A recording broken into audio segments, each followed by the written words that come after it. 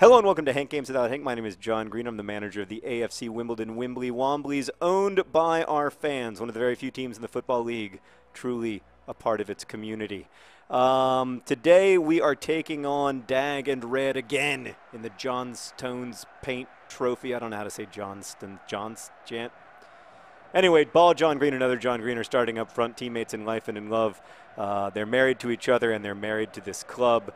In the back, all the way in the back, in goal, we have Seb Brown. Seb Brown, who, Meredith, I don't know if you know this, but he's actually a really good goalkeeper. He saved 2 penalties against Luton Town to send us into the Football League, and if it weren't for him, did you know this? AFC Wimbledon wouldn't even be a part of FIFA 14.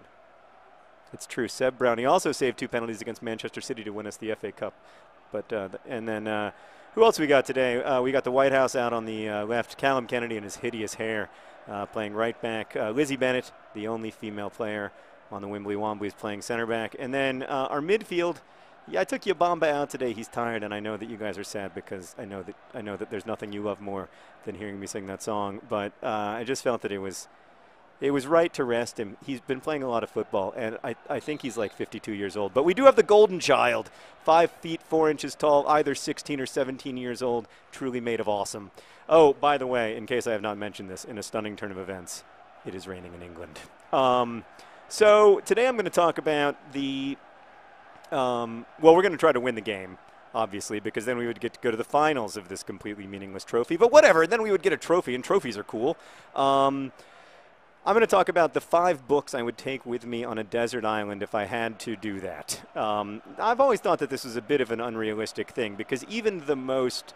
I actually read a biography written by a guy who lived 17 years alone on a deserted island. It's a really good book. It's called An Island to Oneself. I heartily recommend it.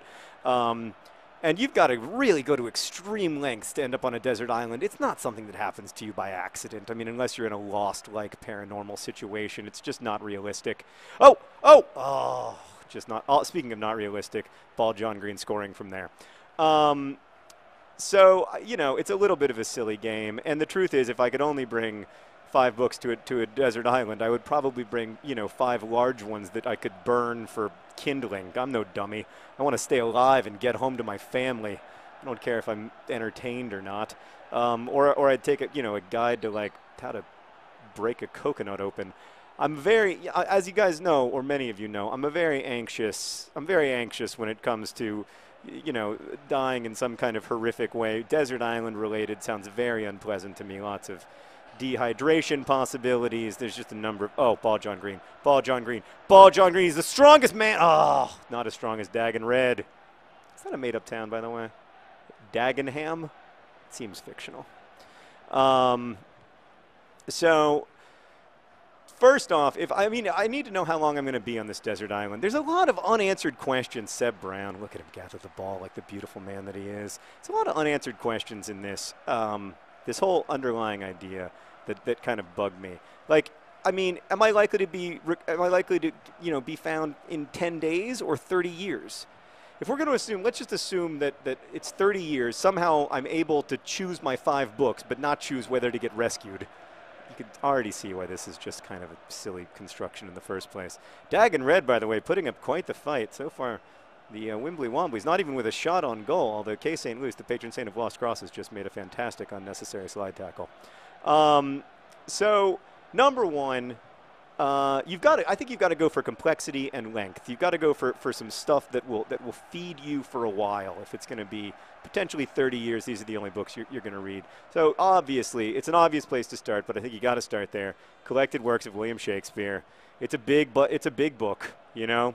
It's going to keep you busy. It's got Hamlet and Macbeth and Lear and also some of the terrible ones. I'm just kidding Shakespeare, but seriously. Troilus and Cressida, I mean, let's have a talk. Ball, John Green, to his husband, oh God, they love each other, but sometimes they don't communicate. The golden child! The golden child! Oh no, it's Kaz!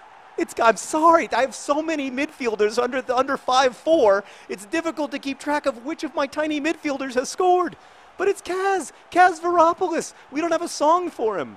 Oh, he scores with his left. He scores with his right. Oh, Kaz Varopoulos, you make some more look shite. When we don't know what to do, we always make fun of some more. He used to play for us, but then he insisted on being transferred, and ever since we have sung his name in derision. Nobody leaves the Wimbly Womblys on anything but the best possible terms, or you will forever be in the annals of our history as a hated enemy. Ooh, God, ball John Green with an excellent first touch. Oh, my God. Is he Lionel Messi? No, because that cross indicated otherwise. Collected works of Shakespeare. Where was I? Then I'm going to take now, see, I feel like I can't take Ulysses, but the great James Joyce book, which would provide endless entertainment. But I feel like I can't take Ulysses unless I'm also going to take, like, the annotated companion to Ulysses. And then I've spent 40% of my books on Ulysses, and that seems like a mistake. So I'm not going to take Ulysses. I'm going to take as my second book, a much shorter book, but one that has meant a lot to me personally over the years and that stands up very well to rereading for me. And that, oh, God, Seb Brown had it, don't worry. And that book is Song of Solomon by Toni Morrison, my favorite Toni Morrison book. One of the first books that I ever loved with a capital L, that ever made me feel like transformed and excited and scared and all of the things, like all of the deep, real, way down emotions in the darkness, which is you, that literature can make you feel. And speaking of way down deep in the darkness, which is you, I would also take Robert Penn Warren's All the King's Men. I'm not going to take a Faulkner novel, and I feel bad about that as a Southerner, but I am going to take All the King's Men, a good novel about politics in the South. It's also got a lot of nice turns of phrases, and it's got that great bit about how west is where you go when you look down and you see the blood on the knife, and the knife is in your hand. And it's got that nice bit about way down deep in the darkness, which is you. There's just a lot to recommend it if you're on a desert island. I feel like you need, oh, Paul John Green was there. I feel like you need, you're gonna need in the gathering darkness a comfort, you know. And I think that would be a good one. Oh, what a stop by other John Green. Other John Green. Oh, the Ginger Messi. No. Get it. Oh. Devastating. Devastating. I mean, if that's not, what an opportunity that was for him. You've got to say he's had a difficult season. He's been very much in his husband's shadow, admittedly a much larger man, makes sense, but like he's just been in his husband's shadow the whole season. Speaking of which, Ball John Green just almost got a beautiful goal. But life is hard and full of disappointment, and sometimes, in fact, often, effort comes to nothing. That's the great lesson of football, my friends. Oh, sometimes you work and you work and you work and you don't score. Yeah, in basketball, they score 72 times a game. It's just not the same. You don't understand how painful it is, how long you must wait, how you must suffer. Oh, Kate St. Luce! Kate St. He's taken down to the box. How is that not a penalty, referee? Terrible, terrible refereeing. Where was I? Have I taken All the King's Men yet, Meredith? Okay, so I'm down to 2 books. All right, I'm gonna go a little outside the box on a couple of these. Again, I think I'm gonna need comfort from sadness. Okay, I think like my primary emotion would be one of loneliness and sadness. So I'm gonna choose a weird book for my 4th book, and I apologize in advance for its weirdness. It's The Blood of the Lamb by a writer named Peter DeVries. Great. The great American cancer novel, but also like the great American novel of randomness and arbitrariness. I mean, I think, you know, I've said before that I feel like the reason that we have this weird relationship with cancer in America is because of, it's like the tuberculosis of our time. It strikes young people and old. Sometimes you live, sometimes you don't. And it embodies how arbitrary and unfair human existence is and how unpredictable it is. And Peter DeVries' novel, The Blood of the Lamb, examines that with such compassion and hilarity and darkness and light. It's perfect. And it's got some laughs in it, and I feel like I will need, you know, I'm going to need the occasional laugh. My last book is going to be even more shocking. Because it's a very recent book, but I just think I want a hilariously funny book. And the funniest book I have read in the last 10 years is Maria Semple's Where'd You Go, Bernadette? It is oh God, I can't believe we're not winning this game by more goals. It's kind of embarrassing. It's unbelievably funny.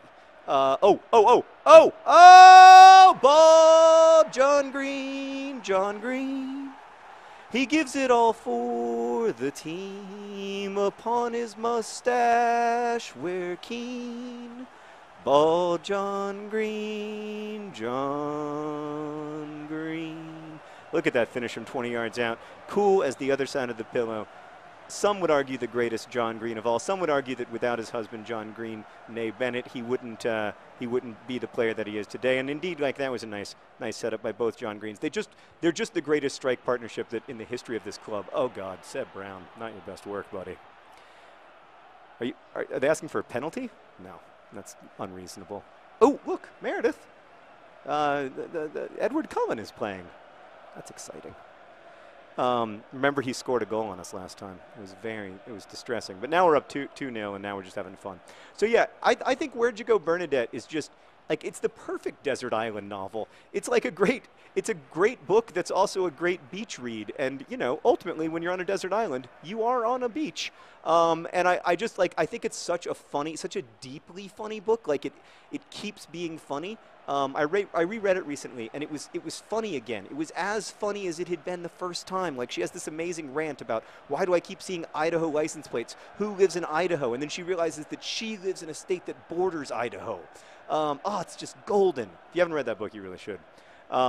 So I think those are my 5 desert island books. I apologize for halfway cheating. I mean, let's face it. You could get through life only reading Shakespeare, and you'd be just fine. Although he'd probably have a funny way of talking.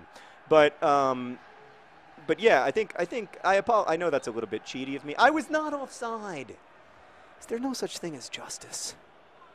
This game also captures the absolute arbitrary unfairness of life. The sport is supposed to be about, you know, the one place where we can have a level playing field, where we can have fairness, and then a referee goes and makes an offside call like that, and it all falls apart. Oh, I've never been so sad about a 2-0 victory. Oh, God, is it going to be 2-0? Panic! That was nice. No, Schmergeberg. Don't worry. Girls just want to have Fundingsrud and Lizzie Bennett at the back, making sure it all works out okay in the end. And I think the game has come to an end, and we're moving on to the John Stones Paint Trophy Final. That's right, friends. We might win a trophy that prior to this season we had never heard of. Thank you for watching. Best wishes.